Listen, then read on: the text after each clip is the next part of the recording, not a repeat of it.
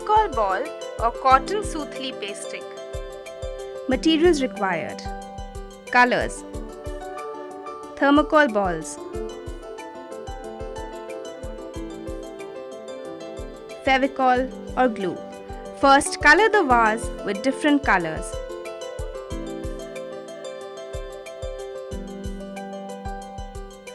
Then apply Fevicol or glue on the part of the picture where the thermocol balls have to be pasted. Paste the thermocol balls one by one on the glued part to make flowers and leaves as shown in the sample picture.